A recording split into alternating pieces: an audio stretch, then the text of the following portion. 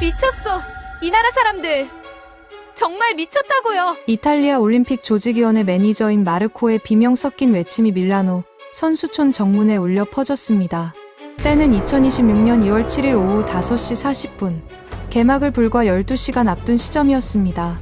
G7 국가 중 하나이자 미식의 나라라고 자부하던 이탈리아가 준비한 밀라노 올림픽은 시작도 하기 전에 이미 거대한 재난 영화로 변해 있었습니다.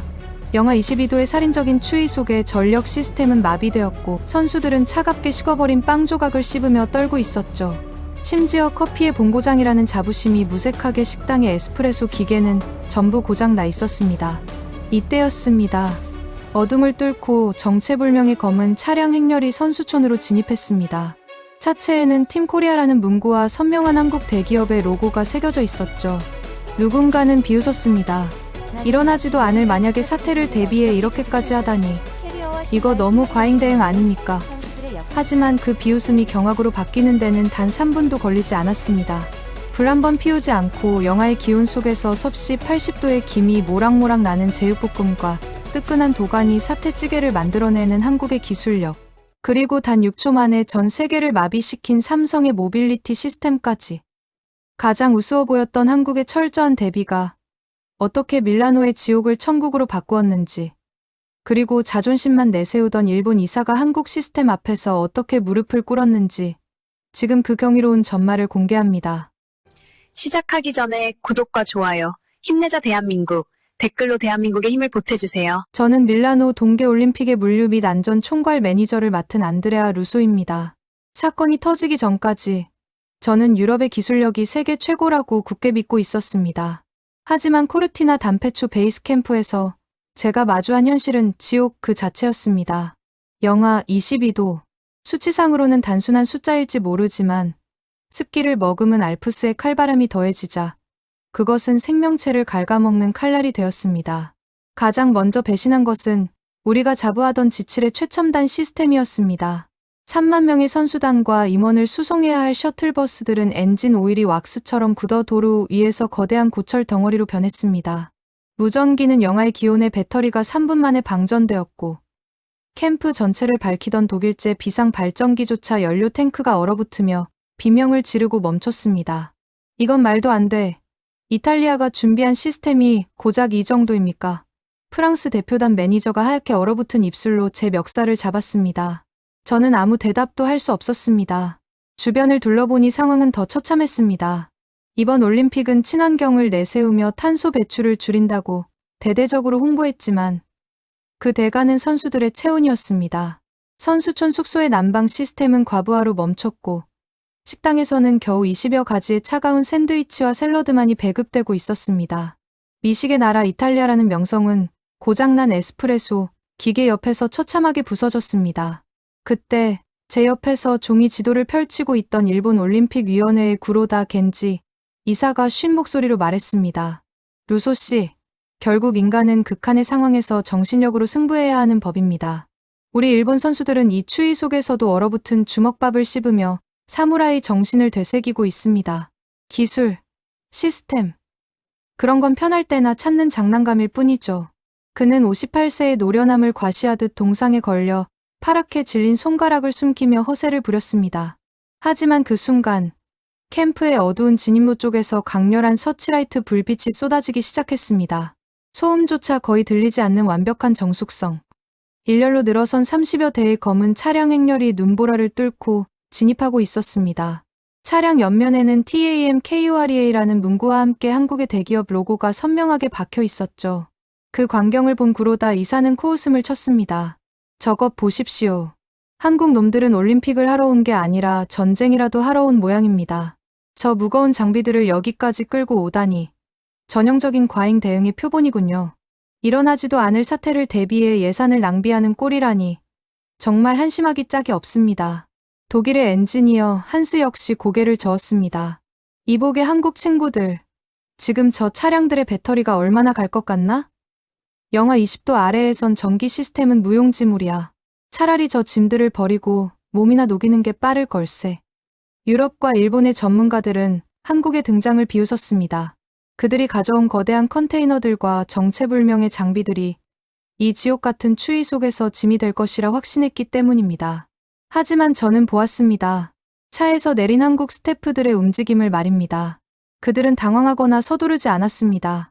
영하 22도의 강풍 속에서도 마치 미리 프로그래밍된 로봇처럼 일정한 간격으로 흩어져 각자의 위치를 잡았습니다. 그들의 손에는 우리가 한 번도 본 적 없는 특수한 장비들이 들려 있었고, 그들이 컨테이너 문을 여는 순간, 지난 며칠간 우리가 세운 모든 상식은 단 1초 만에 붕괴되기 시작했습니다. 우리가 시스템의 붕괴를 인정하고 절망에 빠져 있을 때, 한국은 아예 자신들만의 세계를 통째로 들고 온 것이었습니다. 구로다 이사의 비웃음이 경악으로 바뀌기까지는 채 5분도 걸리지 않았습니다. 어둠 속에서 하얀 증기가 폭발하듯 솟구쳐 올랐고, 그 열기는 영하 22도의 알프스 산맥을 비웃듯 우리를 향해 몰려오고 있었습니다. 뒤이어 펼쳐질 광경은 제가 평생 공학을 공부하며 믿어왔던 모든 법칙을 비웃는 것들이었습니다. 캠프 입구로 진입한 30대가 넘는 검은 차량 행렬은 마치 거대한 기갑부대의 이동을 보는 듯한 압박감을 주었습니다. 차 문이 열리고 내려온 한국의 스태프들은 영하 22도의 강풍 속에서도 한치의 흐트러짐이 없었습니다. 그들은 똑같은 검은색 방한복을 입고 누가 지시를 내리지 않아도 각자의 위치로 소리 없이 흩어졌습니다. 그 광경을 지켜보던 일본의 구로다 이사는 콧방귀를 뀌며 제 어깨를 툭 쳤습니다. 루소 매니저, 저거 보십시오. 저게 바로 한국의 고질병인 과잉 대응입니다. 올림픽에 오면서 저렇게까지 유난을 떨 필요가 있습니까? 저 무거운 짐들을 나르느라 정작 선수들의 컨디션은 다 망쳤을 게 뻔합니다. 하지만 구로다의 비웃음은 채 1분도 가지 못했습니다. 한국 스태프들이 트럭 뒷문을 열자 특수 제작된 조립식 모듈이 쏟아져 나왔습니다. 그것은 일반적인 텐트가 아니었습니다. 외부 기온을 완벽하게 차단하는 3중 단열 은박 소재가 적용된 고기능성 베이스 캠프였습니다. 놀랍게도 그들이 대형 텐트 3동을 완전히 세우고 내부 전력까지 연결하는 데 걸린 시간은 정확히 3분 12초였습니다. 우리 이탈리아 기술진이 사흘 동안 끙끙대며 설치했던 본부 텐트보다 훨씬 견고하고 따뜻해 보였습니다. 독일의 엔지니어 한스가 입을 벌린 채 중얼거렸습니다. 세상에, 저건 군사작전 수준이야. 저 짧은 시간에 어떻게 난방 시스템까지 완벽하게 가동하는 거지? 한국의 텐트 안에서는 즉시 주황색 적외선 히터가 빛을 내뿜기 시작했고, 천장에는 실시간 공기질을 측정하는 센서가 작동하며 쾌적한 온도를 유지했습니다. 구로다는 당황한 기색이 역력했지만 여전히 자존심을 굽히지 않았습니다. 겉모습만 번지르르 하면 뭐합니까? 중요한 건 내실입니다. 저 안에 대체 뭐가 들었는지 확인해 봐야겠군요. 그는 직접 확인하겠다며 한국팀의 텐트로 성큼성큼 걸어갔습니다. 저 역시 조직위 매니저로서 화기 사용 여부를 확인해야 한다는 명분으로 뒤를 따랐습니다. 텐트 입구에 다다르자 말로 형언할 수 없는 향기가 코끝을 찔렀습니다. 그것은 차가운 공기 속에 굳어버린 우리의 코를 단번에 마비시킬 만큼 강력하고 매혹적인 냄새였습니다. 매콤하면서도 달콤한 고추장의 향, 그리고 갓 지은 쌀밥에서 올라오는 구수한 증기가 텐트 밖으로 새어나오고 있었죠. 안으로 들어선 순간 우리는 더 큰 충격에 빠졌습니다. 바닥에는 수백 개의 하얀색 플라스틱 상자들이 줄지어 놓여 있었고, 상자마다 치익하는 기분 좋은 증기 소리를 내며 뜨거운 김을 뿜어내고 있었습니다. 화구도 가스레인지도 없었습니다. 오직 화학 반응을 이용한 발열 도시락이었습니다. 한국팀의 김민석 팀장은 차가운 얼음이 동동 떠있는 아이스 아메리카노를 든 채 우리를 맞이했습니다. 이 영하의 날씨에 얼음이라니 제정신입니까? 구로다가 소리쳤지만 김 팀장은 담담하게 태블릿을 내밀었습니다. 조직위 규정 제13조 3항을 확인해 보시죠.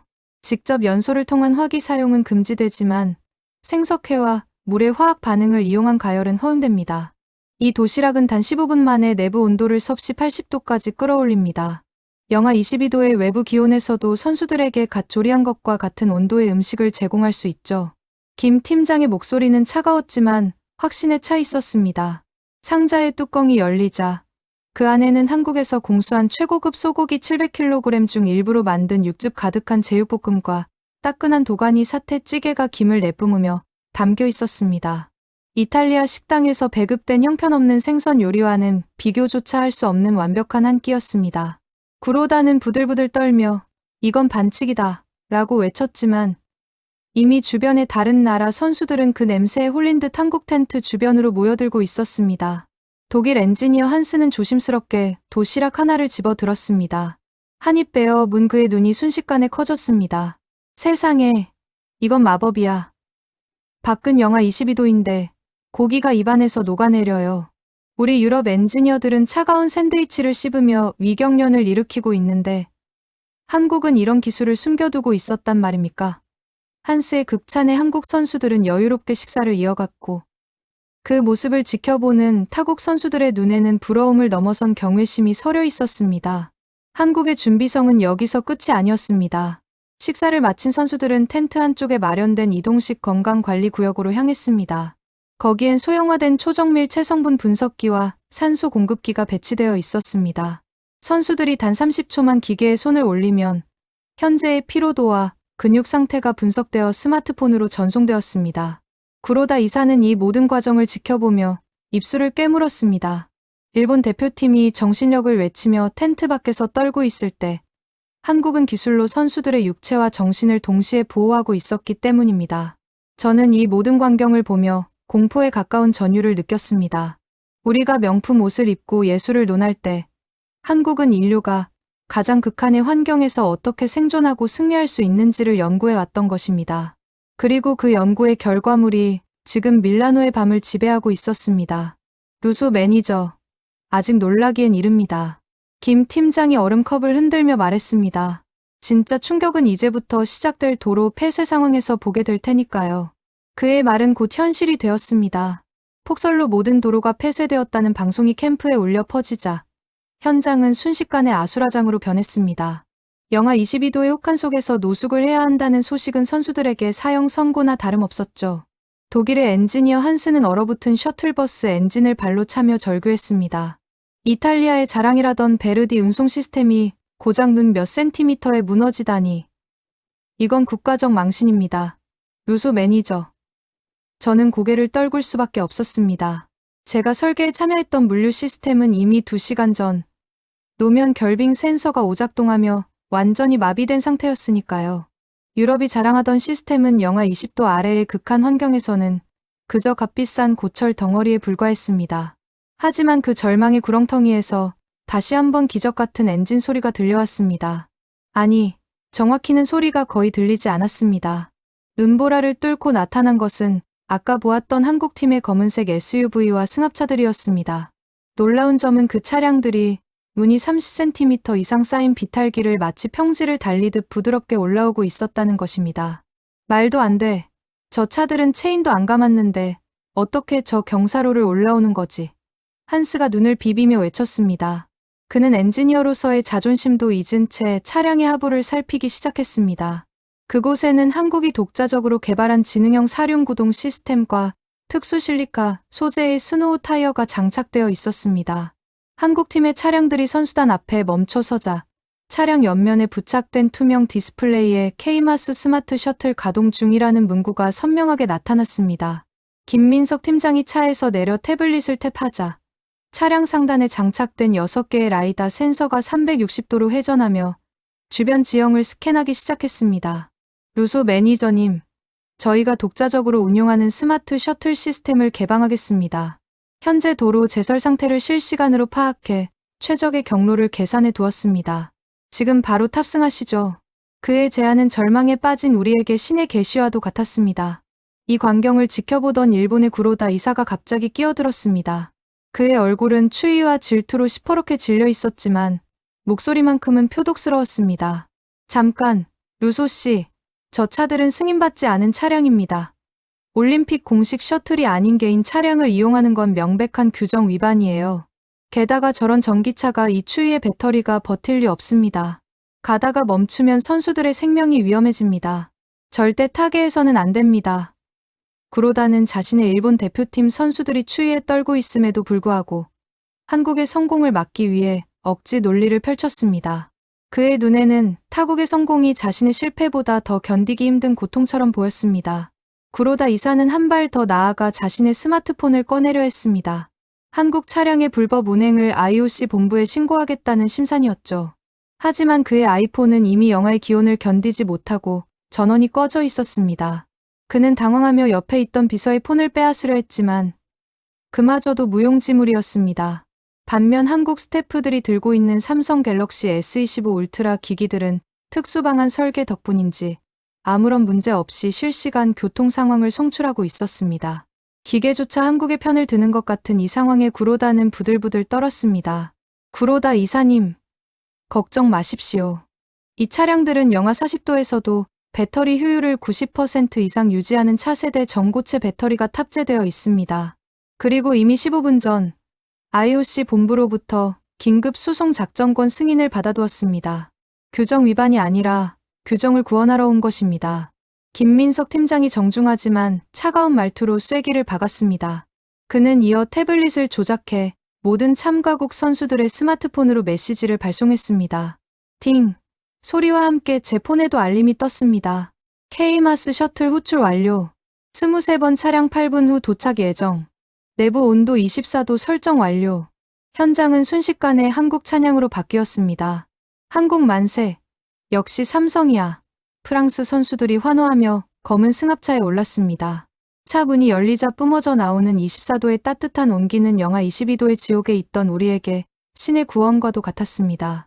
차량 내부에 설치된 12.3인치 디스플레이에는 실시간 경로 정보와 함께 선수들의 심박수, 체온을 측정하는 헬스케어 시스템이 작동하고 있었습니다. 단순히 이동하는 것이 아니라 이동하는 동안 선수의 컨디션을 회복시키는 움직이는 병원이었습니다. 구로다 이사는 끝까지 고집을 부렸습니다. 일본 대표팀은 타지 마라. 이건 자존심의 문제다. 일본인은 일본의 시스템으로 움직여야 한다. 하지만 그의 명령은 공허한 메아리가 되었습니다. 일본의 최연소 피겨 유망주인 사토미 선수가 울먹이며 외쳤기 때문입니다. 이사장님, 더는 못 참겠어요. 발가락에 감각이 없단 말이에요. 자존심 때문에 동상에 걸려야 하나요? 결국 사토미 선수를 시작으로 일본 선수들도 하나둘 구로다를 외면한 채 한국의 따뜻한 셔틀에 몸을 실었습니다. 그들은 차 안에서 제공되는 한국산 핫팩과 따뜻한 둥글레차에 몸을 녹이며 안도의 눈물을 흘렸습니다. 구로다는 홀로 눈밭에 남겨진 채 부들부들 떨며 한국 차량을 노려보았습니다. 두고 봐라. 한국. 사소한 꼬투리라도 잡아서 반드시 쫓아내 줄 테니까. 그의 눈에는 도끼가 서려 있었습니다. 그는 한국팀이 선수들에게 나눠주는 핫팩조차 유해 물질이 들었을지 모른다며 바닥에 내팽개쳤습니다.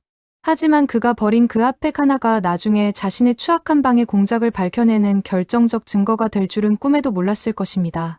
한국의 시스템은 구로다의 머릿속을 이미 수만수 앞서 내다보고 있었습니다. 저는 23번 셔틀에 올라타 시트의 열선이 주는 안락함에 몸을 맡겼습니다. 차 안에는 한국산 생수와 견과류, 그리고 비상용 구급약품까지 완벽하게 구비되어 있었습니다. 달리는 버스 안에서도 끊김없이 터지는 초고속 오지 와이파이를 이용해 저는 고국의 가족들에게 무사하다는 영상 통화를 걸 수 있었습니다. 마법 같아. 루소, 너 지금 정말로 이탈리아에 있는 거 맞아? 뒤에 배경은 영하 20도인데 넌 왜 반소매를 입고 있는 거야? 아내의 질문에 저는 그저 허탈한 웃음을 지었습니다. 2018년 평창 올림픽이 왜 역사상 가장 성공적인 대회로 불렸는지 저는 이제야 온몸의 감각으로 체감하고 있었습니다. 하지만 그때 차량의 AI 음성 비서가 긴급 메시지를 읽어주었습니다. 후방 300m 지점, 도로 위 장애물 감지, 고의적인 방해 행위 포착, 실시간 체증 영상을 IOC 윤리위원회와 로컬 경찰청으로 동시 전송합니다. 화면에는 구로다 이사가 한국 차량의 진입을 막기 위해 제설함과 폐타이어를 도로에 끌어다 놓으려다 눈길에 미끄러져 넘어지는 추태가 4K 초고화질로 녹화되고 있었습니다. 한국의 시스템은 단순히 배려만 하는 것이 아니었습니다. 무례한 적을 향해 이미 정밀한 심판의 칼날을 겨누고 있었던 것입니다. 이제 밀라노의 밤은 구로다에게 가장 잔혹한 시간이 될 것이었습니다. 눈보라는 더욱 거세졌지만 제가 탑승한 한국의 스마트 셔틀 내부만큼은 완전히 다른 세상이었습니다. 실내 온도 24도를 유지하며 정숙하게 눈길을 헤쳐나가는 이 차량은 단순한 운송수단이 아니라 움직이는 지휘본부이자 최첨단 요새였습니다. 그때였습니다. 갑자기 차량이 부드럽게 속도를 줄이며 멈춰섰습니다. 무슨 일이죠? 배터리에 문제가 생긴 건가요? 아니면 타이어가 헛도는 겁니까? 옆자리의 독일 엔지니어 한스가 겁에 질린 목소리로 물었습니다. 하지만 대시보드의 12.3인치 모니터에는 붉은색 경고등 대신 실시간 고화질 영상이 출력되고 있었습니다. 후방 150m 지점에서 지능형 충돌 방지 시스템이 장애물을 감지했습니다. 현재 장애물의 정체를 식별 중입니다. 인공지능 비서의 차분한 목소리가 들려왔습니다. 화면을 확대하자 우리는 경악을 금치 못했습니다. 거기에는 일본의 구로다 이사가 눈보라 속에서 비틀거리며 도로 한복판에 커다란 금속재 제설함과 폐타이어들을 끌어다 놓고 있었습니다. 한국 셔틀의 앞길을 막아 세워 고의적인 사고를 유도하려는 명백한 사보타주 파괴 공작이었습니다. 그는 자신의 선수들이 추위에 떨고 있다는 사실조차 망각한 채 오직 한국의 시스템이 실패하기만을 바라는 광기에 사로잡혀 있었습니다. 그는 미친 사람처럼 소리를 지르고 있었습니다. 이건 가짜다. 한국의 사기극이야. 저런 전기차가 눈길을 달릴 리 없어. 여기서 멈춰라. 한국. 58세의 일본 고위 관료가 보여주는 추태는 목격하는 것만으로도 구토가 나올 만큼 수치스러웠습니다. 그는 한국 차량이 사고가 나야만 자신의 정신력 지상주의가 증명된다고 믿는 모양이었습니다. 하지만 그가 간과한 결정적인 사실이 있었습니다. 한국의 스마트 시스템은 단순히 앞만 보는 것이 아니라 수백 개의 눈으로 전후좌우 360도를 감시하고 있다는 점입니다. 차량 상단에 장착된 6개의 고성능 라이다 센서와 4K 초고화질 카메라는 구로다의 범행 장면을 단 1프레임의 오차도 없이 기록하고 있었습니다. 김민석 팀장은 차분하게 태블릿을 꺼내더니 어딘가로 보안 화상 통화를 연결했습니다. IOC 윤리위원회입니까? 현재 밀라노 베이스 캠프 3번 구역에서 고의적인 선수단 운송 방해 행위가 포착되었습니다. 관련 데이터를 실시간 송출하겠습니다. 가해자 식별 코드를 전송합니다. 그의 목소리는 차가운 메스처럼 예리했습니다. 그 순간 믿기 힘든 일이 벌어졌습니다. 구로다 이사가 장애물을 설치하며 비열하게 웃던 그 찰나 그의 가슴에 달려있던 IOC 공식 AD 카드의 바코드가 차량 카메라에 인식되었습니다. 그리고 단 6초 만에 캠프 전체의 공용 통신망을 통해 날카로운 경고음이 울려 퍼졌습니다. 경고. 일본 대표단 임원 구로다 겐지. 올림픽 규정 제71조 안전방해 및 사보타주 행위 적발. 즉시 모든 자격 박탈 및 선수촌 출입 금지 조치함. 해당 데이터는 이탈리아 경찰청과 국제형사기구로 전송되었습니다. 한국의 중앙 관제 시스템이 IOC 서버와 실시간으로 연동되어 범행이 일어나는 현장에서 즉각적인 식별과 심판까지 내려버린 것입니다. 구로다는 자신의 AD 카드에서 빨간 불이 깜빡이며 무효 VOID라는 글자가 뜨는 것을 보고 넋이 나간 듯 자리에 주저앉았습니다. 그가 그토록 비웃던 한국의 과잉 대응 기술력이 단 6초 만에 그의 30년 공직 생활과 명예를 완전히 끝장내 버린 것입니다. 이것은 단순한 기술의 승리가 아니라 정의의 승리였습니다. 잠시 후 눈보라를 뚫고 이탈리아 헌병대 차량이 도착했습니다. 경찰들은 구로다의 팔을 낚아채며 차갑게 말했습니다. 구로다 씨, 당신의 범행은 한국 측이 제공한 오지 실시간 클라우드 서버에 완벽하게 저장되었습니다. 변명의 여지가 없군요. 당신이 버린 그 핫팩에 묻은 지문까지 이미 분석이 끝났습니다. 구로다는 연행되면서도 소리를 질렀습니다. 이건 음모다. 한국의 기술 횡포야. 사무라이의 정신을 무시하지 마라. 하지만 그를 바라보는 일본 선수들의 눈빛은 차가운 알프스의 얼음보다 더 냉담했습니다. 사토미 선수는 고개를 돌리며 중얼거렸습니다. 진정한 사무라이는 추위에 떠는 아이들을 지키는 사람이지 길을 막는 사람이 아니에요. 상황이 정리되자 한국의 셔틀은 다시 부드럽게 움직이기 시작했습니다. 차 안에서 이 모든 과정을 실시간 모니터로 지켜본 각국 대표단 매니저들은 일제히 박수를 터뜨렸습니다. 루소 매니저, 보셨습니까? 저것이 바로 우리가 그토록 부르짖던 스마트 시티와 지능형 보안의 실체입니다. 한스가 감탄하며 말했습니다. 저 역시 가슴 한구석이 뜨거워지는 것을 느꼈습니다. 우리가 명품 디자인을 고민하고 오페라를 즐기며 문화 강국이라 자부할 때 한국은 인류의 생존과 안전을 지키는 가장 정교하고 날카로운 정의의 방패를 만들고 있었던 것입니다. 셔틀이 안전하게 호텔 정문에 도착했을 때 외부 기온은 영하 25도까지 떨어져 있었습니다.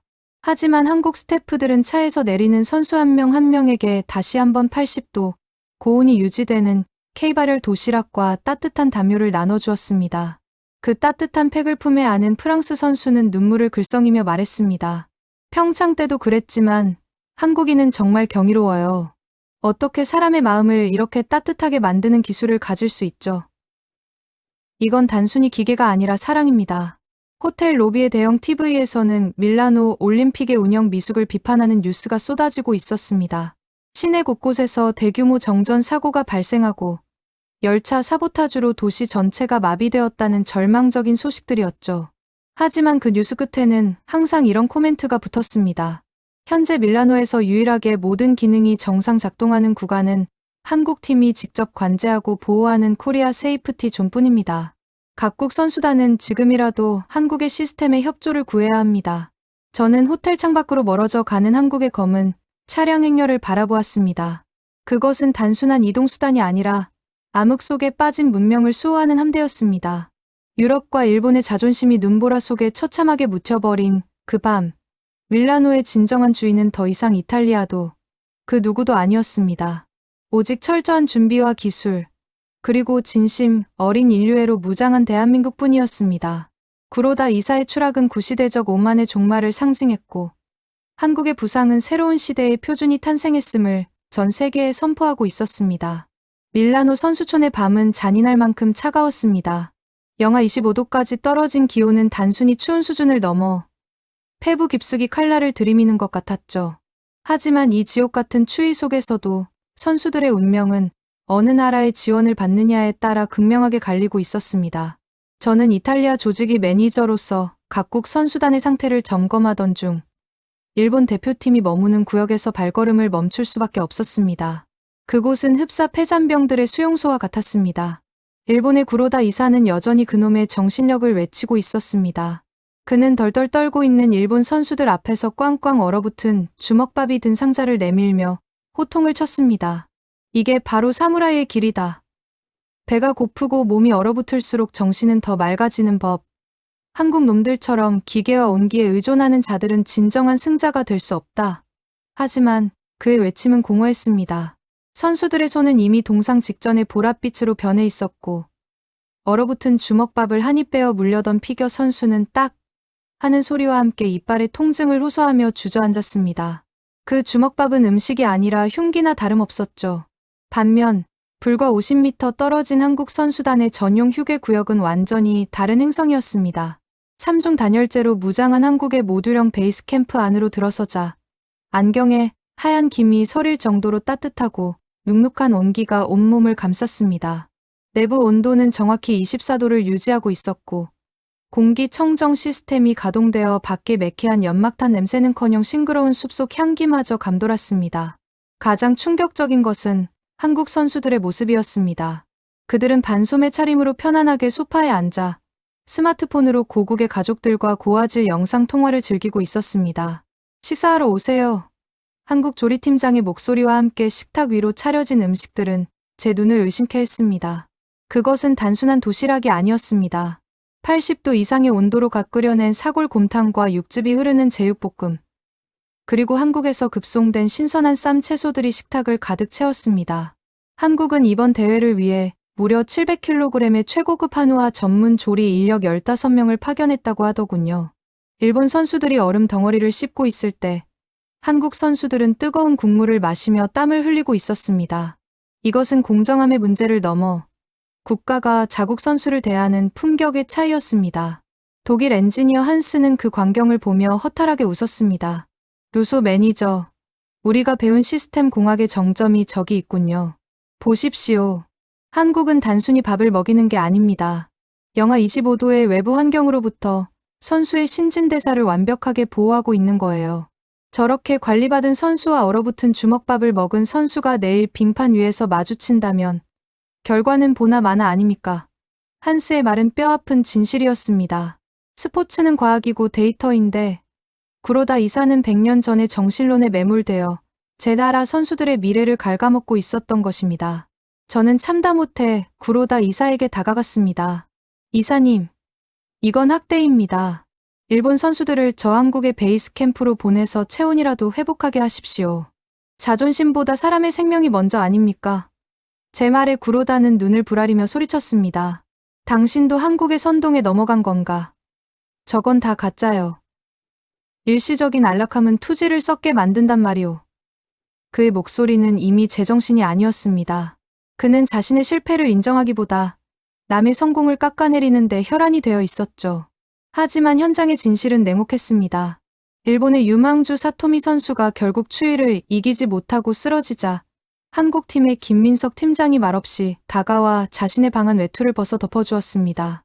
그리고는 주머니에서 한국산 핫팩 2개를 꺼내 그녀의 얼어붙은 손에 쥐어주었죠. 이건 정칭입니다. 규정 따위는 나중에 따지세요.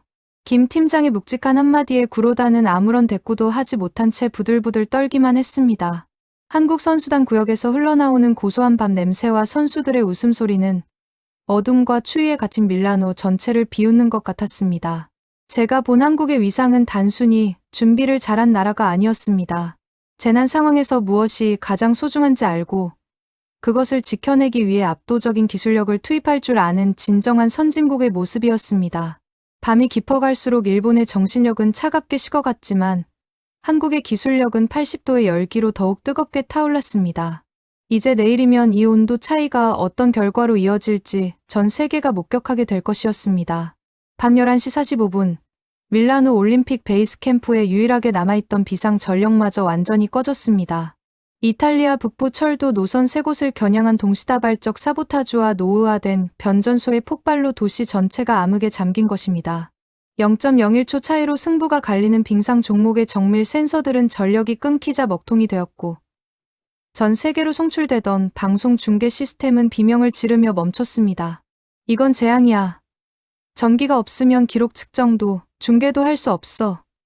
독일의 엔지니어 한스가 머리를 쥐어뜯으며 외쳤습니다. 영하 25도의 추위보다 더 무서운 침묵이 캠프를 덮쳤습니다. 하지만 그 암흑을 뚫고 믿기 힘든 광경이 펼쳐졌습니다. 한국 선수단이 머무는 구역에서만 눈이 시리도록 밝은 푸른색 조명이 켜진 것입니다. 한국팀은 차량의 대용량 배터리를 외부 전력으로 사용하는 V12VL 기술을 활용해 자신들만의 독립적인 전력망을 가동하고 있었습니다. 뿐만 아니었습니다. 모든 통신이 끊긴 상황에서 한국 스태프들이 들고 있는 갤럭시 S25 울트라 기기들은 삼성의 독자적인 위성 통신망과 저전력 블루투스 메쉬 네트워크를 통해 여전히 실시간 데이터를 주고받고 있었습니다. 루소 매니저님, 당황하지 마세요.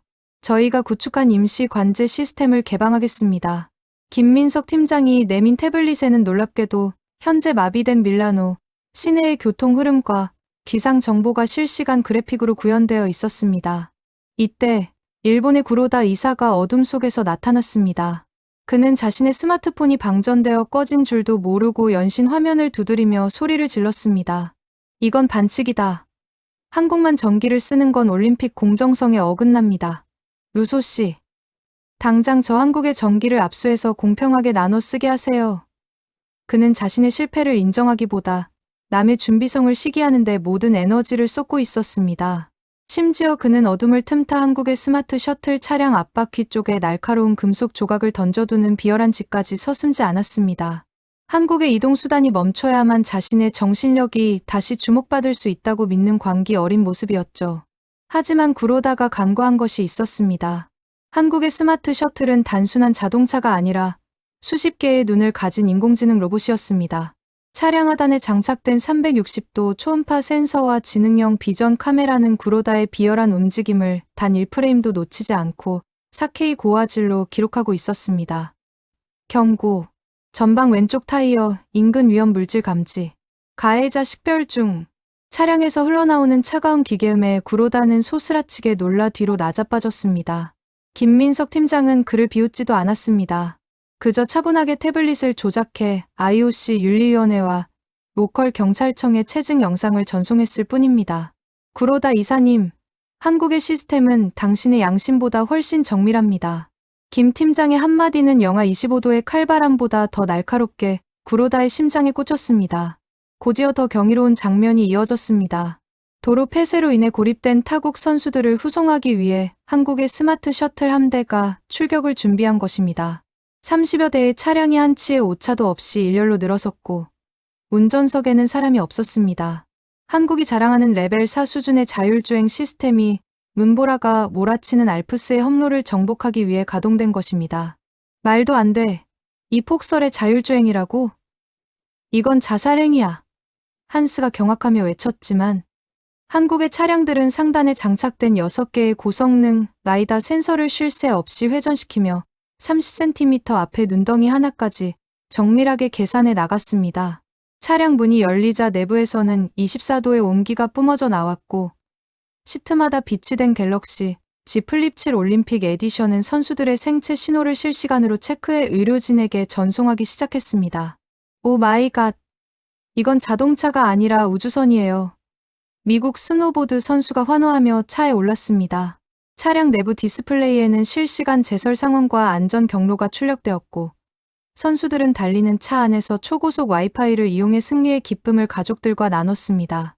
유럽의 시스템이 마비되어 절망에 빠졌을 때 한국은 아예 새로운 문명을 밀라노 산맥 위에 건설한 것입니다. 저는 23번 셔틀에 올라타 그 완벽한 기술력을 온몸으로 느꼈습니다. 차 안에는 한국산 생수와 견과류, 그리고 80도의 열기를 뿜어내는 K발열 도시락이 완벽하게 구비되어 있었습니다. 창밖으로 보이는 것은 눈보라 속에 갇혀 떨고 있는 이탈리아의 낡은 버스들과 그 옆에서 허망하게 서 있는 구로다 이사의 뒷모습뿐이었습니다. 루소, 이게 정말 현실인가요? 한스의 질문에 저는 대답 대신 고개를 끄덕였습니다.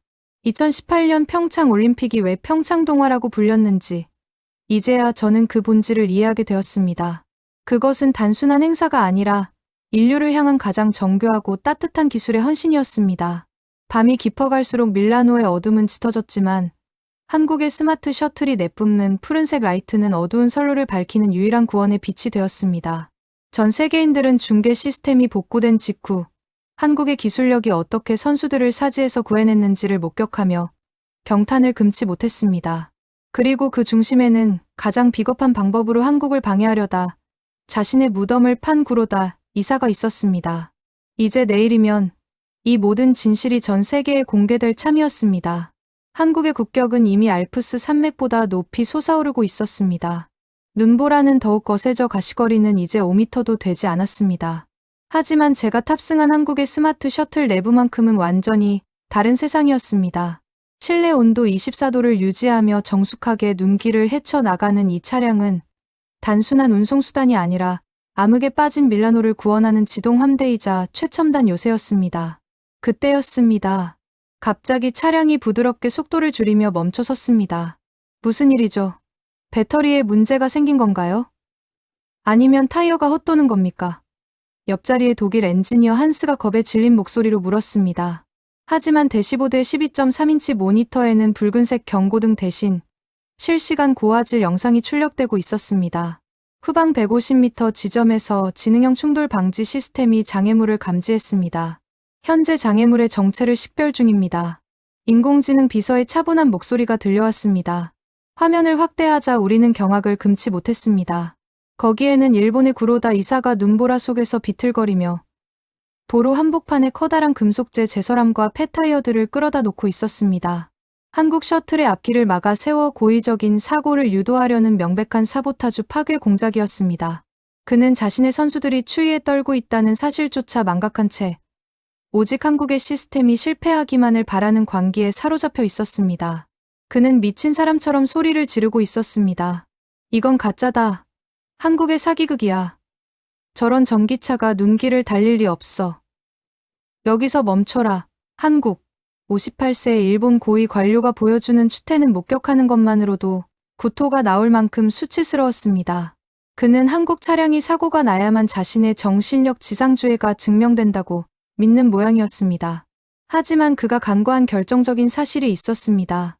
한국의 스마트 시스템은 단순히 앞만 보는 것이 아니라 수백 개의 눈으로 전후좌우 360도를 감시하고 있다는 점입니다. 차량 상단에 장착된 6개의 고성능 라이다 센서와 4K 초고화질 카메라는 구로다의 범행 장면을 단 1프레임의 오차도 없이 기록하고 있었습니다.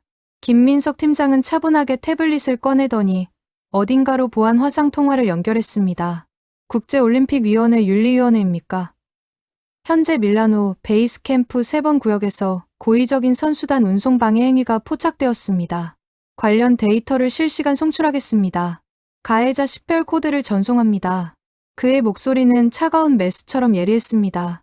그 순간 믿기 힘든 일이 벌어졌습니다. 구로다 이사가 장애물을 설치하며 비열하게 웃던 그 찰나, 그의 가슴에 달려있던 올림픽 공식 출입증의 바코드가 차량 카메라에 인식되었습니다. 그리고 단 6초 만에 캠프 전체의 공용 통신망을 통해 날카로운 경고음이 울려 퍼졌습니다. 경고. 일본 대표단 임원 구로다 겐지. 올림픽 규정 제71조 안전방해 및 사보타주 행위 적발. 즉시 모든 자격 박탈 및 선수촌 출입 금지 조치함. 해당 데이터는 이탈리아 경찰청과 국제형사기구로 전송되었습니다. 한국의 중앙 관제 시스템이 올림픽위원회 서버와 실시간으로 연동되어 범행이 일어나는 현장에서 즉각적인 식별과 심판까지 내려버린 것입니다. 구로다는 자신의 출입증에서 빨간 불이 깜빡이며 무효라는 글자가 뜨는 것을 보고 넋이 나간 듯 자리에 주저앉았습니다. 그가 그토록 비웃던 한국의 과잉 대응 기술력이 단 6초 만에 그의 30년 공직 생활과 명예를 완전히 끝장내 버린 것입니다. 이것은 단순한 기술의 승리가 아니라 정의의 승리였습니다. 잠시 후 눈보라를 뚫고 이탈리아 헌병대 차량이 도착했습니다. 경찰들은 구로다의 팔을 낚아채며 차갑게 말했습니다. 구로다 씨, 당신의 범행은 한국 측이 제공한 오지 실시간 클라우드 서버에 완벽하게 저장되었습니다. 변명의 여지가 없군요. 당신이 버린 그 핫팩에 묻은 지문까지 이미 분석이 끝났습니다.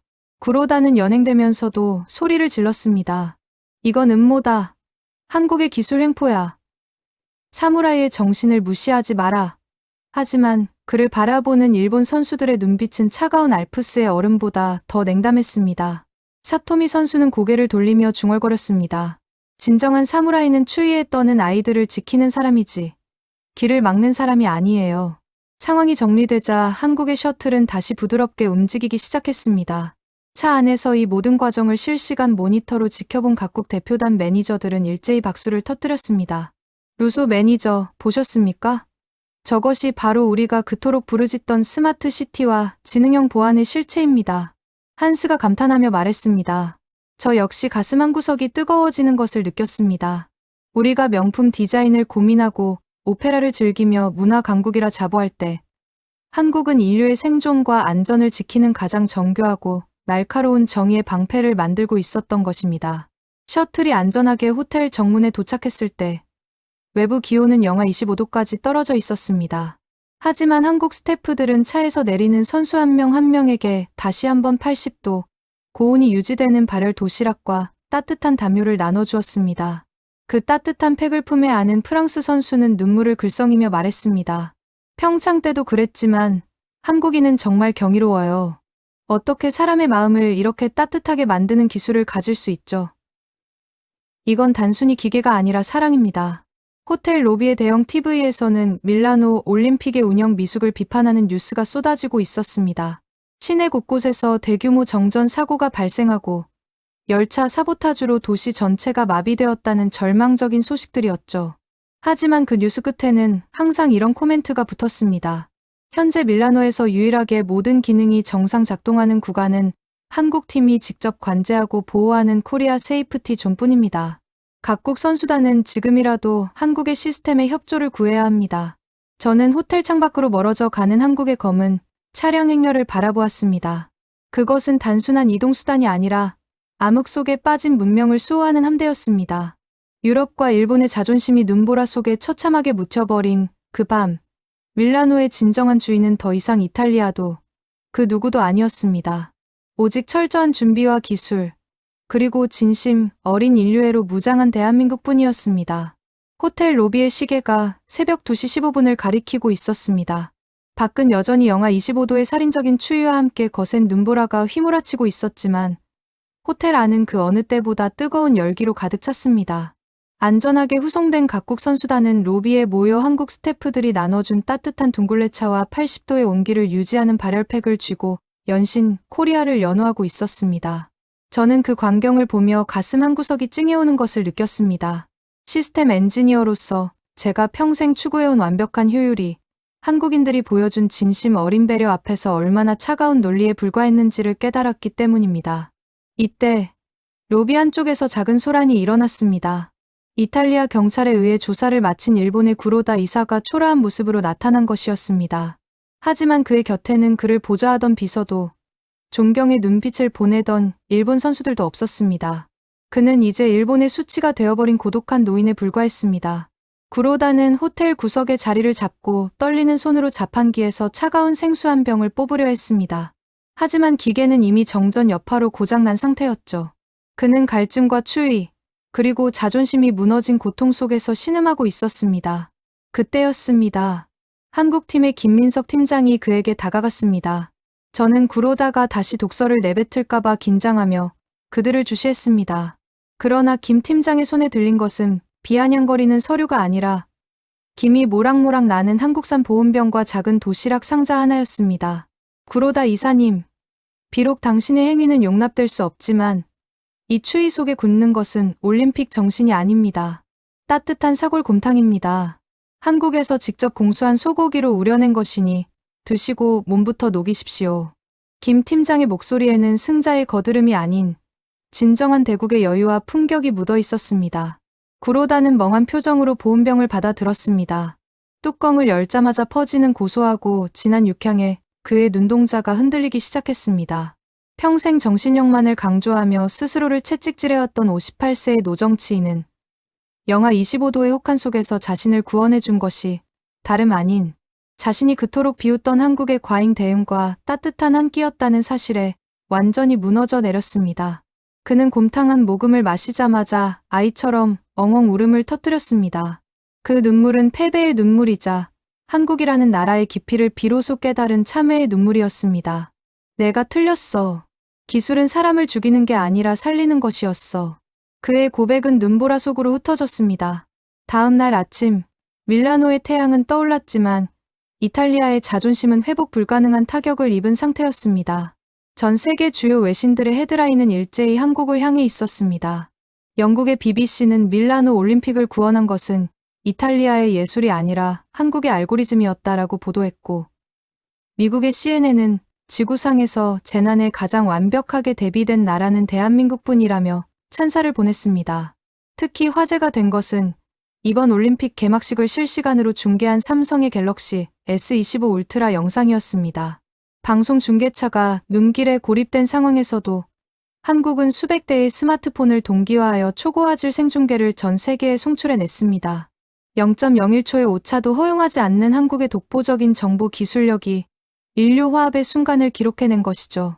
저는 그날 오후 이탈리아 올림픽 조직위원회 긴급 대책 회의에 참석했습니다.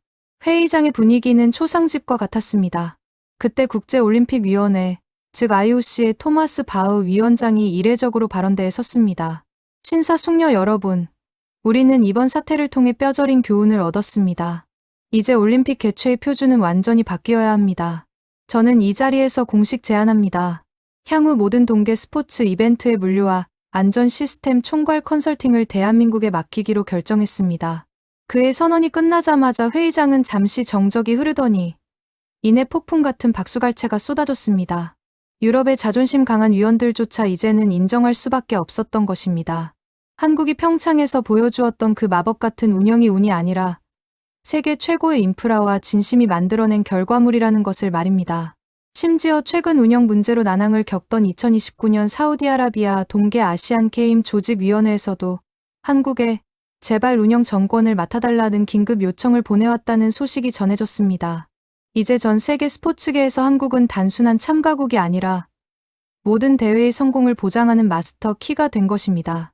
선수촌 식당에서 고장난 커피 기계를 고치지 못해 쩔쩔매던 이탈리아 기술자들은 이제 한국 스태프들에게 다가와 제발 그 스마트 관리 시스템의 비결을 가르쳐달라며 고개를 숙였습니다. 명품을 만들던 장인들이 한국의 엔지니어링 앞에 줄을 서는 기이한 풍경이 연출된 것입니다. 밀라노의 작은 평창 베이스 캠프가 철수하던 날, 저는 김민석 팀장을 찾아가 깊이 숙여 악수를 청했습니다. 김 팀장님, 당신들이 보여준 것은 기술 그 이상이었습니다. 덕분에 제 공학자로서의 가치관이 완전히 뿌리째 바뀌었습니다. 한국이라는 나라는 정말 무서우면서도 한없이 따뜻한 곳이군요. 제 말에 김 팀장은 특유의 여유로운 미소를 지으며 답했습니다.